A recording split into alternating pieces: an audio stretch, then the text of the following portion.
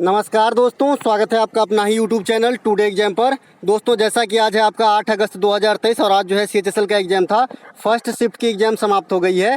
First shift के exam में GK, GS और इंग्लिश के जो भी वर्ड प्राप्त हुए सभी प्रश्नों को लेकर के आ गया हूँ। तो चलिए दोस्तों देख लीजिए कौन कौन सा प्रश्न पूछा गया था। दोस्तों जैसा कि आप जानते हैं मैं आपको 100% ओरिजिनल प्रश्नों के साथ साथ इंपॉर्टेंट एक्स्ट्रा फैक्ट दूंगा जो आने वाले सभी एग्जाम के लिए इंपॉर्टेंट रहेगी। और जब बच्चे कहते हैं कि आपके पढ़ाए हुए से अधिकांश क्वेश्चन आया तब तो दिल गदगद हो जाती है। देखिए कौन कौन से प्रश्न पूछे गए थे।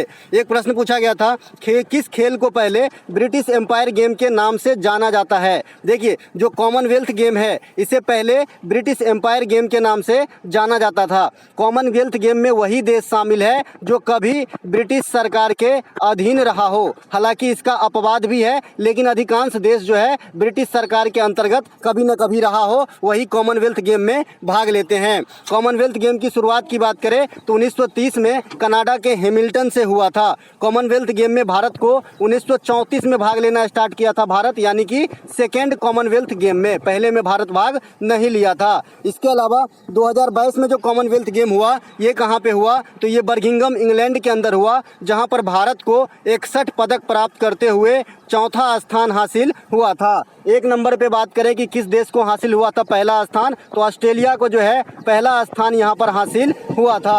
अब बात आती है कि भारत को जो 61 पदक प्राप्त हुआ तो इसमें जो है पदक का रेशियो क्या है तो 22 गोल्ड, 16 रजत और 23 ब्रॉन्ज शामिल है। तो ये बात भी आपको ध्यान रखना है पार्टिकुलरली कि गोल्ड कितना है, रजत कितना है और ब्रॉन्ज कितना है। कॉमनवेल्थ गेम 2022 में व्यक्तिगत रूप से सबसे अधिक जो पदक प्राप्त किए ये है हमारे शरत कमल साहब। शरत कमल जो टेबल टेनिस खेलते हैं ये व्यक्तिगत रूप से 4 पदक अकेले जीत लिए थे, जिनमें से 3 गोल्ड और 1 आपका सिल्वर। इसी कारण साल 2022 का मेजर ध्यानचंद पुरस्कार किसे दिया गया तो शरत कमल को दिया गया, जो 2022 के लिए इकलौते पर्सन हैं। इनके अलावा कॉमनवेल्थ गेम में पहला स्वर्ण पदक 2022 वाली में मीराबाई चानू के द्वारा वेट लिफ्टिंग में जीता गया। मीराबाई चानू ओलंपिक 2020 में भी रजत पदक जीती थी। 2 ही को रजत पदक प्राप्त हुआ था ओलंपिक 2020 में, एक रवि दहिया के द्वारा और एक मीराबाई चानू के द्वारा। आपसे पूछा जाता है कि मीराबाई चानू किस स्टेट से बिलोंग करती है, आपको बताना है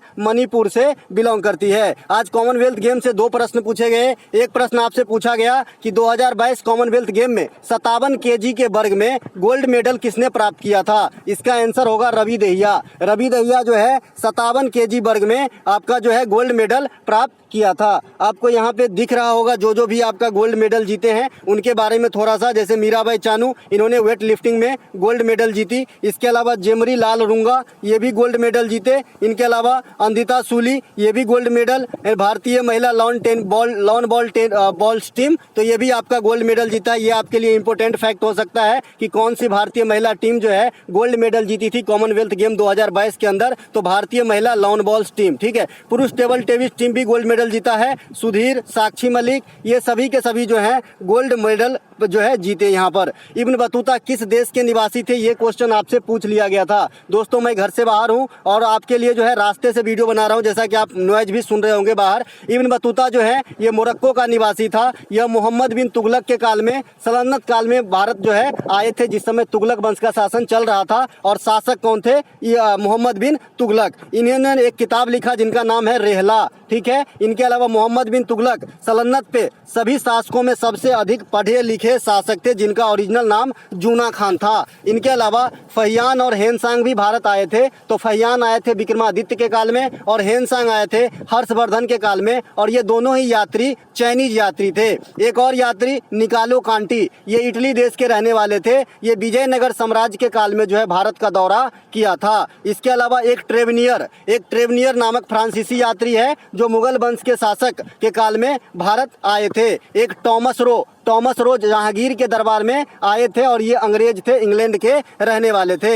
हर्षवर्धन जो है एक यूं तो वो आया था कि नालंदा विश्वविद्यालय में पढ़ने के लिए, लेकिन हर्षवर्धन ने कांचीपुरम का भी यात्रा किया है। तो कांचीपुरम का यात्रा जो है किसके काल में किया है ये आपका इंपॉर्टेंट है, तो नरसिंह वर्मन प्रथम के काल में किया है। इसके ऑप्शन में आपको नरसिंह वर्मन सेकेंड भी दिखेगा। एक प्रश्न आपको अंग्रेजी का एक वर्ड मिला, डिग्निटी का एंटोनेम पूछा गया है। भैया डिग्निटी का मतलब होता है गरिमा। तो गरिमा का जो भी उल्टा होगा यानी ये पॉजिटिव शब्द है, आपको जो भी निगेटिव शब्द दिखा होगा आपका आंसर हो जाता, बिकॉज एंटोनिम पूछा गया है। एक आपका डांस पूछा गया है, पाइका डांस। पाइका नृत्य किस राज्य से संबंधित है? देखिए पाइका वैसे तो उड़ीसा में भी होती है और झारखंड में भी होती है, डिपेंड करता है कि आपके ऑप्शन में क्या दिया गया था। उड़ीसा की अन्य त्योहार जो है ये जैसे लोक नृत्य और त्योहार, इनमें कुछ प्रमुख जैसे मैंने यहाँ पे आपको बताना चाह रहा हूँ, जैसे गोटी पुआ नृत्य है, नवकलेश्वर महोत्सव है, नवखाई त्योहार है, धनु जात्रा महोत्सव है, भगवान जगन्नाथ रथ यात्रा है, ओडिसी डांस है,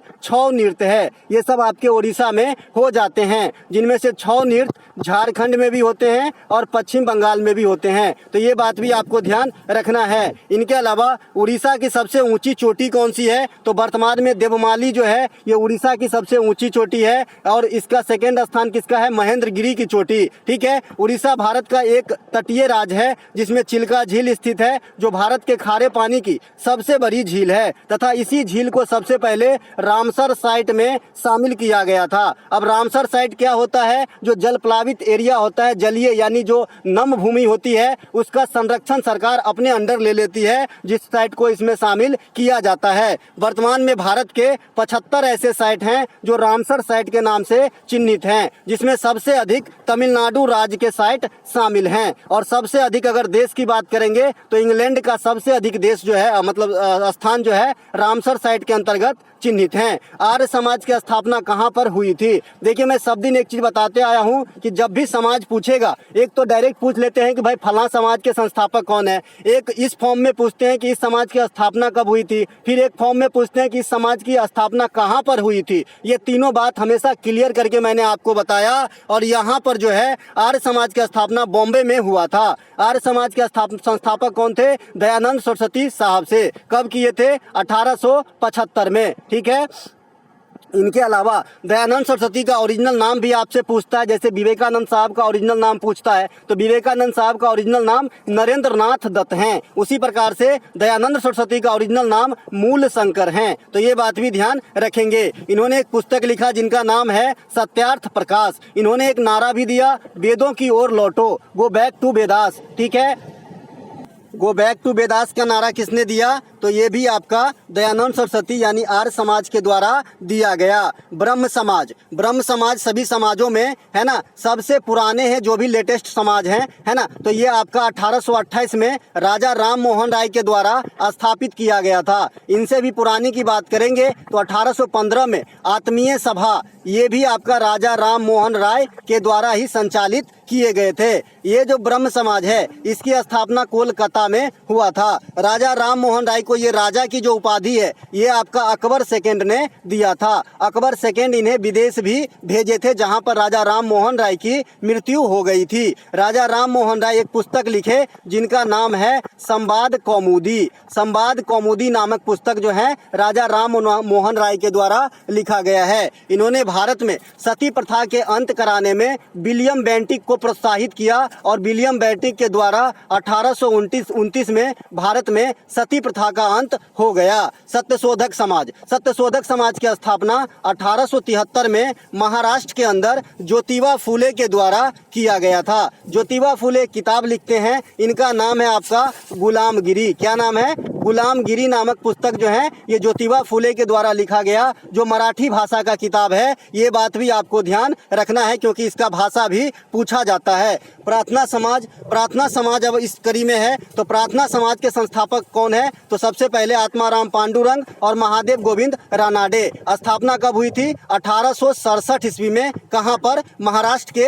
अंदर। इसके अलावा इस कड़ी में एक रामकृष्ण मिशन है। रामकृष्ण मिशन के संस्थापक कौन थे? विवेकानंद साहब। कब हुआ था? 1897 में। इस कड़ी में एक शांति निकेतन है, इसके संस्थापक कौन है? रविंद्रनाथ टैगोर। अब देखिए कल ही इस बात को मैं विशेष जोर डाल के बताया कि भाई ये ट्रांसजेंडर है और इनको अवार्ड भी मिला है, तो यहाँ से क्वेश्चन तो आएंगे ही आएंगे। और क्यों नहीं आएंगे भाई, पढ़ाते ही क्यों है, आने के लिए भाई, है ना। तो नर्तकी नटराज का संबंध किस नृत्य से है? तो भरतनाट्यम से संबंधित है ना। नर्तकी नटराज को जो पहला ट्रांसजेंडर महिला है जिनको पद्म अवार्ड मिला 2019 में, तो ये बात भी आपको ध्यान रखना है। ठीक है, इसके अलावा इसके अलावा भरतनाट्यम की उत्पत्ति कहाँ से हुई है, तो आपको बताना है भरत मुनि के द्वारा लिखा गया पुस्तक नाट्य शास्त्र से हुआ है। तो ये बात भी आपको ध्यान रखना है, जो भारतीय राज्य तमिलनाडु की प्रमुख शास्त्रीय नृत्य है। एक और कलाकार है मंजमा जोगती, ये भी ट्रांसजेंडर महिला है और लेकिन ये पिक्चर से जुड़ी हुई है, फिल्म सिटी से जुड़ी हुई है, इन्हें भी पद्म श्री दिया गया है। आपने लक्ष्मी बम पिक्चर देखा होगा, उसमें भी दिखाया है एक ट्रांसजेंडर महिला को। भरतनाट्यम की जो कलाकार हैं ये रुक्मणी देवी हैं, पद्मा सुब्रमण्यम है, टी बाला सरस्वती है, नर्तकी नटराज है, यामिनी कृष्णमूर्ति है, सोनल मानसिंह है, अर्नब बेली है, अर्नबल बेली है ना, बल्ली, इस प्रकार से भी है। ये भरतनाट्यम के पंडनुलूर शैली से जुड़ी हुई है, तो ये बात भी ध्यान रखना है। इसके अलावा जो सोनल मानसिंह आप देख रहे हैं, ये भरतनाट्यम के साथ साथ ओडिसी नृत्य के नृत्यांगना भी हैं, तो इन्हें भी ध्यान रखेंगे। इनके अलावा विलायत खान का संबंध किससे है भैया? सितार से हो। पंडित रविशंकर सितार से, निखिल बनर्जी सितार से, अरविंद पारेख सितार से, अनुष्का शंकर सितार से। तो ये सभी सितार के प्रमुख कलाकार हैं। जिसमें पंडित रविशंकर के बारे में क्या है एक्स्ट्रा, तो भैया ये सबसे पहले 1998 में इसे जो है आपका माफ कीजिएगा 1999 में भारत रत्न से सम्मानित किया गया था और इंडिया के लिए पहला ग्रैमी अवार्ड जीतने वाले पंडित रविशंकर साहब ही हैं। इसके अलावा पंडित राम नारायण, सबरी खान, सुकूर खान ये सारंगी से संबंधित है, असद अली खान रुद्र बीना से संबंधित है, तो ये सब आपको जरूर ध्यान रखना है। अमजद अली खान सरोद से संबंधित है, TH विनायक घाटम से संबंधित है, तोताराम पखावज से संबंधित है, अन्नपूर्णा देवी सुरबहार से संबंधित है। तो ये सब जरा ध्यान रखेंगे, काम आएगी। इसके अलावा प्रधानमंत्री रोजगार प्रोत्साहन योजना कब लॉन्च किया गया, इस प्रकार के प्रश्न आए हैं, आप लोग क्लियर कीजिएगा कि ये 100% इसी लैंग्वेज में था या फिर मंत्रालय पूछ रखा था या फिर इसका क्या उद्देश्य है ये पूछ रखा था। बहरहाल यहाँ पे मैं तीनों आंसर आपको दूंगा। प्रधानमंत्री रोजगार प्रोत्साहन योजना जो है ये 2016 में लॉन्च किया गया था, है ना, केंद्रीय श्रम मंत्रालय के द्वारा, और ये योजना इस उद्देश्य से लागू किया गया था ताकि आपको जो है रोजगार युवाओं में जो आसानी से मिले और फिर रोजगारित उन्हें बनाया जाए, यानी बेरोजगारी दूर किया जाए। मेन मोटो तो यही है। इनके अलावा मोढेरा फेस्टिवल किस राज्य से संबंधित है भैया? नाम से स्पष्ट है, मोढेरा तो छा गया गुरु एग्जाम के अंदर। तो मोढेरा जो है गुजरात के अंदर है। मोढेरा गुजरात के मेहसाना जिले में है। एक गांव है जो यहाँ पे सौर ऊर्जा से संचालित प्रथम गांव बना है इंडिया का। तो ये करंट सेक्शन से क्वेश्चन हो गया मोढेरा के लिए। मोढेरा में सूर्य मंदिर भी स्थित है, तो ये बात भी ध्यान रखना है। इसके अलावा जो गुजरात है वहाँ पे पतंग महोत्सव भी होता है, तो ये बात भी ध्यान रखेंगे। पतंग महोत्सव कहाँ पे होता है, तो गुजरात के अंदर होता है। गुजरात के अंदर एक पर्यूषण त्योहार भी होता है, तो ये बात भी ध्यान रखेंगे, जो जैन धर्म से संबंधित त्योहार है। गुजरात के भावनगर में वैसे तो नमक अनुसंधान केंद्र भी है, लेकिन भावनगर में एशिया का सबसे बड़ा CNG टर्मिनल प्रधानमंत्री नरेंद्र मोदी के द्वारा स्थापित किया गया है। इसके अलावा गुजरात के एकता नगर में सरदार वल्लभ भाई पटेल की सबसे ऊंची प्रतिमा 182 मीटर ऊंची प्रतिमा, जो इस समय दुनिया में इससे ऊंची प्रतिमा खड़ा हुआ में कोई भी नहीं है, ये स्टेच्यू ऑफ यूनिटी कहलाता है, जो गुजरात के एकता नगरिया केवड़िया में स्थित है। स्टेच्यू ऑफ यूनिटी के जो वास्तुकार हैं ये राम सुतार हैं। नए वाले संसद भवन के वास्तुकार कौन है? आप लोगों के ऊपर ये क्वेश्चन उधार रहा, आप लोग बताइएगा। गुजरात के प्रमुख हड़प्पा कालीन साइट धौलावीरा स्थित है, जो यूनेस्को में 2021 के अंदर शामिल किया गया था और यूनेस्को में 40वां साइट है जो भारत की तरफ से शामिल हुए, जो अंतिम साइट भी है। इसके बाद किसी को शामिल अभी तक नहीं किया गया है। इसके अलावा जो एक क्वेश्चन और यहाँ से बनेंगे कि हड़प्पा कालीन प्रथम साइट जो यूनेस्को में शामिल हुआ, तो ये भी धौलावीरा ही है। इससे पहले कोई भी हड़प्पा कालीन साइट को यूनेस्को में जगह नहीं दिया गया था। अगला प्रश्न है कि इनमें से किस राज्य में दक्कन की पठार का विस्तार नहीं है? देखिए, एक तो छोटा नागपुर का पठार, तो छोटा नागपुर का पठार जो है ये आपका कहाँ चला जाएगा? झारखंड पश्चिम बंगाल साइड में, है ना। तो इसे भारत का रूर भी कहा जाता है, क्योंकि ये जो है खनिज के दृष्टिकोण से परिपूर्ण पठार है। और एक भारत में और महत्वपूर्ण पठार है दक्कन का पठार। ठीक है, दक्कन का पठार जो है ये किस राज्य में जो है नहीं फैलाव है, इस प्रकार का प्रश्न आया है। तो जिस राज्य में फैलाव है उसे बता दूंगा तो अपने आप आपको आंसर मिल जाएगा। तेलंगाना में जाता है, महाराष्ट्र में, कर्नाटक में, आंध्र प्रदेश में, है ना। इसके अलावा केरल में, तमिलनाडु में और छत्तीसगढ़ के कुछ पार्ट में भी ये चले जाते हैं। ठीक है, तो ये बात आपको ध्यान रखना है। मध्य प्रदेश और छत्तीसगढ़ भी है। आप लोग बताइएगा कि इसमें ऑप्शन क्या था और क्या आंसर होना चाहिए। ठीक है, ये रहा आपके दक्कन की प्लेट्यू का एग्जाम मतलब इमेज, तो यहाँ से भी आप देख सकते हैं। इसके अलावा मौलिक कर्तव्य से संबंधित एक प्रश्न आया था। मौलिक कर्तव्य के बारे में तो अब तो बूढ़े हो चुके होंगे अगर आप मेरे से जुड़े हुए हैं तो, है ना। कब लागू मतलब जोड़ा गया तो 1976 में 42वां संविधान संशोधन स्वर्ण सिंह समिति के अनुशंसा पे उस समय 10 प्रकार के, 2002 में 86वां संविधान संशोधन द्वारा 11वां मौलिक कर्तव्य। 11 मौलिक कर्तव्य आपके सामने है जो भाग के 4A में है और आर्टिकल 51 के A में है। आर्टिकल 51 का एक कोई आर्टिकल नहीं है, इसके कई उप आर्टिकल है जैसे आपके सामने है। आर्टिकल 51 के A में क्या कहते हैं कि राष्ट्रगान, राष्ट्रीय ध्वज आदि का सम्मान करना। 51(1) के B में क्या कहते हैं कि भारतीय स्वतंत्रता और संग्राम के लिए जो भी आदर्श वाक्य हमें प्रेरित किया उनको संजोना और उनकी रक्षा करना। 51 के 1 के C में क्या कहते हैं, अखंडता, संप्रभुता और एकता को बनाए रखना। 51 के 1 के D में क्या कहते हैं कि जरूरत पड़ने पर देश सेवा के लिए तत्पर रहना या तैयार रहना। तो ये सब आपके सीट आपके पास है ना, इसे भी आपको ध्यान रखेंगे। 51 के 1 के G में जो है ये भी इंपॉर्टेंट है कि झीलों, नदियां तथा वन्य जीव संरक्षण को प्रोत्साहन करना तथा उन जीव पर दया करना है। जो आपके आर्टिकल कहाँ मिलते हैं तो आर्टिकल 48 में भी ये चीज की झलक मिल जाती है। तो आप अगर संविधान को जानेंगे तो बहुत ईजी है, हर चीज एक दूसरे से रिलेट है। जैसे मैंने आपको कहा था कि DPSP में भी शिक्षा वाली बात है आर्टिकल में। इसके अलावा आर्टिकल 21A में भी शिक्षा वाली बात है और आर्टिकल 51 के 1 के 11 में भी शिक्षा वाली बात है। तो बहुत सारे चीज आपको रिलेट करके भी याद हो जाएंगे अगर आप संविधान को जानना चाहें तो। आर्टिकल की वीडियो डिस्क्रिप्शन में पड़ी है, वहां से आप देख सकते हैं अगर आपके पास टाइम हो तो। कॉमनवेल्थ गेम में 57 kg वर्ग में पूछा था जी, जो मैंने बता ही दिया। पहले बच्चा बताया 58, फिर बाद में टेलीग्राम पे 57 भेजा, जो मैंने बता दिया। रवि दैया आंसर होगा। निम्नलिखित में से कार्बन का कौन सा अपरूप है, इस प्रकार के क्वेश्चन आए हैं। तो हीरा, ग्रेफाइट, फुलेरीन, कोयला, ये सभी के सभी कार्बन के ही अपरूप हैं, है ना। कार्बन के अपरूप ग्रेफाइट का इस्तेमाल कहाँ होता है ये भी जान लीजिए, आने वाले दिन में आपको काम आएगा, है ना। कोई भी बात हवा में नहीं बोलते, है ना, ये तो आप भी जानते हैं। तो ग्रेफाइट का इस्तेमाल जो है एक तो आपका पेंसिल बनाने में होता है। एक क्वेश्चन रेलवे पूछता है सीसा पेंसिल बनाने में, है ना, सीसा का कितना इस्तेमाल होता है, तो आपका आंसर होता है 0%, क्योंकि भाई ग्रेफाइट वाली जो पेंसिल होते हैं ना, इसी का नाम दे देते हैं सीसा पेंसिल, ठीक है। तो इसमें सीसा का इस्तेमाल नहीं होता क्योंकि ये ग्रेफाइट से बनता है और पेंसिल तो इजी वे में हमारे घर में उपलब्ध है भाई। इसके अलावा ग्रेफाइट का जो इस्तेमाल होता है, जो नाभिकीय रिएक्टर है उसमें मंदक के रूप में ग्रेफाइट और D2O यानी भारी जल का इस्तेमाल किया जाता है ना। इसके अलावा जो नाभिकीय रिएक्टर है उसमें नियंत्रक क्षार के रूप में कैडमियम और बोरॉन का इस्तेमाल किया जाता है। इसके अलावा ग्रेफाइट क्या होता है तो ये गुड कंडक्टर है, विद्युत के सुचालक होते हैं। तो ये बात भी आपको ध्यान रखना है। तो दोस्तों ये जो है 13-14 क्वेश्चन ही प्राप्त हो पाए, जो क्वेश्चन आगे प्राप्त होगा मैं आगामी वीडियो में इंक्लूड कर दूंगा। मिलेंगे अगले वीडियो में। ये PDF आपको हमारे टेलीग्राम चैनल टुडे एग्जाम पे मिलेगा, डिस्क्रिप्शन में लिंक दिया गया है। अगर वहां से नहीं ऐड हो पा रहे हैं तो डायरेक्ट टुडे एग्जाम सर्च कीजिए और आपको जो है कलाम साहब की फोटो वाला जिसमें 8000 से ज्यादा सब्सक्राइबर है उसको ज्वाइन कर लीजिएगा, आपको ये PDF वहां पे मिल जाएगी। जय हिंद दोस्तों।